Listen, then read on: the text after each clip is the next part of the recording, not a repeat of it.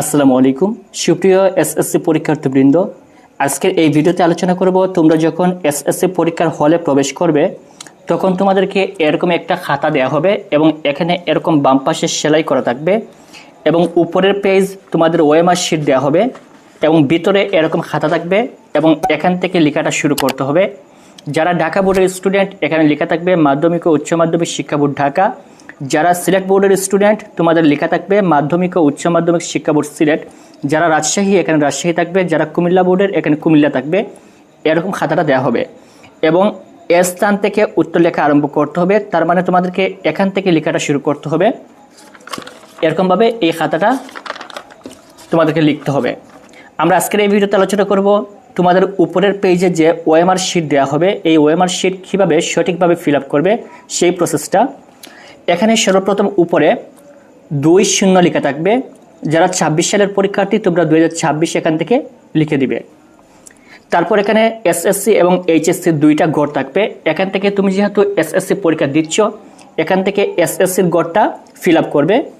এখানে কিন্তু gel pen ব্যবহার করা যাবে না, এখানে অবশ্যই বল পেন দ্বারা বৃত্তগুলো ভরাট করতে হবে। এখান থেকে এসএসসি দেখাবেন। তারপর এখানে রয়েছে রোল নাম্বার, রেজিস্ট্রেশন নাম্বার, বিষয় কোড। এখানে তোমার যে অ্যাডমিট কার্ড অথবা রেজিস্ট্রেশন কার্ড রয়েছে সেখানে 6 ডিজিটের একটা রোল নাম্বার রয়েছে। প্রথমে উপরে তোমরা এই রোল নাম্বার সুন্দর করে লিখবে এবং এখানে 10 ডিজিটের একটা রেজিস্ট্রেশন নাম্বার রয়েছে, এই রেজিস্ট্রেশন নাম্বারটাও এখানে উপরে লিখবে। এরপর এখান থেকে এই বৃত্তগুলো ভরাট করবে। এখানে 3 লেখা রয়েছে, এখানে 3 গড়টা ভরাট করবে। এখানে 4 লেখা রয়েছে, এখানে 4-এর গড় ভরাট করবে। এখানে 1 রয়েছে, 1-এর গড় ভরাট করবে। এরকমভাবে রোল নাম্বার এবং রেজিস্ট্রেশন নাম্বারের ঘরগুলো ভালোভাবে ভরাট করবে এবং এগুলো অবশ্যই জেল পেন দিয়ে ভরাট করলে হবে না, বল পেন দ্বারা ভরাট করতে হবে। এরপর তুমি যে সাবজেক্টের পরীক্ষা দিবে সেই সাবজেক্টের বিষয় কোড এখানে প্রথমে উপরে লিখবে। এরপর এখান থেকে বৃত্তগুলো ভরাট করবে। যেমন এখানে 1 লেখা রয়েছে, এখানে 1-এর গড়টা ভরাট করলাম। এখানে 0 গড়, এখানে 1 লেখা রয়েছে, আমরা 1-এর গড়টা ভরাট করব। তার মানে উপরে যে সংখ্যাটা লেখা থাকবে আমরা এখান থেকে সোজা সেই সংখ্যাটা বৃত্ত ভরাট করব। এরপর এই পুরো খাতাটা লেখা শেষ করার পর যদি তুমি অতিরিক্ত কোনো পেপার নেও তাহলে এখানে, যদি একটা নেও তাহলে এখানে 0-1 লিখে, মনে করে একটা নিয়েছো তাহলে এখানে হবে 0-1। এখান থেকে 0 দেখাবো, তারপর এখান থেকে 1 রয়েছে, আমরা 1 দেখাবো এরকমভাবে। এবং এটুকুই তোমাদেরকে মূলত ফিল আপ করতে হবে। এখানে কক্ষ পরিদর্শকের স্বাক্ষর, যিনি কক্ষ পরিদর্শক থাকবেন তিনি এখানে স্বাক্ষরটা দিবেন।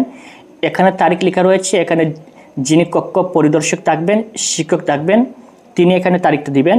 এবং এখানে উপরে যে একটা নাম্বার রয়েছে এই নাম্বারটা খুবই গুরুত্বপূর্ণ। তোমরা প্রতিদিন পরীক্ষার হলে এই ওএমআর নাম্বারটা কিন্তু একটা খাতায় লিখে দিতে হবে, অর্থাৎ উপস্থিতির যে স্বাক্ষর শিট রয়েছে এই উপস্থিতির স্বাক্ষর শিটে এই নাম্বারটা অবশ্যই তুলে দিতে হবে। প্রতিদিন পরীক্ষার হলে একটা উপস্থিতির স্বাক্ষর শিট আসবে এবং ধারাবাহিকভাবে প্রত্যেকটা স্টুডেন্টের কাছে এই স্বাক্ষর শিট আসবে এবং এই স্বাক্ষর শিটে তোমাদেরকে এই ওএমআর নাম্বারটা অবশ্যই তুলে দিতে হবে। যদি কোনো শিক্ষার্থী এই ওএমআর নাম্বার তুলে না দেয় তাহলে সেই শিক্ষার্থীকে এই পরীক্ষায় অনুপস্থিত হিসেবে ধরা হবে এবং সেই শিক্ষার্থী পরীক্ষায় ফেল করবে। এজন্য অবশ্যই এই ওএমআর নাম্বারটা খাতায় লিখে দিতে হবে। এরপর আসি ভিতরের অংশে। ভিতরের অংশে এখানে যেহেতু তুমি এসএসসি পরীক্ষার্থী এখান থেকে এসএসসি এটা দেখাবে। এরপর 2026 সালে হলে 2026 লিখে দিবে, 27 সালে 2027 সাল লিখে দিবে। এখানে পরীক্ষার বিষয়, এখান থেকে তুমি যেই দিন, মনে করো তুমি আজকে পরীক্ষা দিচ্ছ বাংলা, এখান থেকে তুমি লিখবে বাংলা প্রথম পত্র অথবা দ্বিতীয় পত্র, এটা এখানে লিখবে। এখানে লিখবে বাংলা প্রথম পত্র হলে এখানে লিখবে প্রথম, দ্বিতীয় পত্র হলে এখানে লিখবে দ্বিতীয়। যদি তুমি ইংরেজি পরীক্ষা দাও তাহলে এখানে লিখবে ইংরেজি। এখানে কোন পত্র পরীক্ষা দিচ্ছ এখানে লিখবে। যদি প্রথম পত্র হয় তাহলে এখানে লিখবে প্রথম, দ্বিতীয় হলে দ্বিতীয়। এখানে যেই পরীক্ষাটা দিচ্ছ সেই পরীক্ষার বিষয় করে এখানে লিখে দিতে হবে।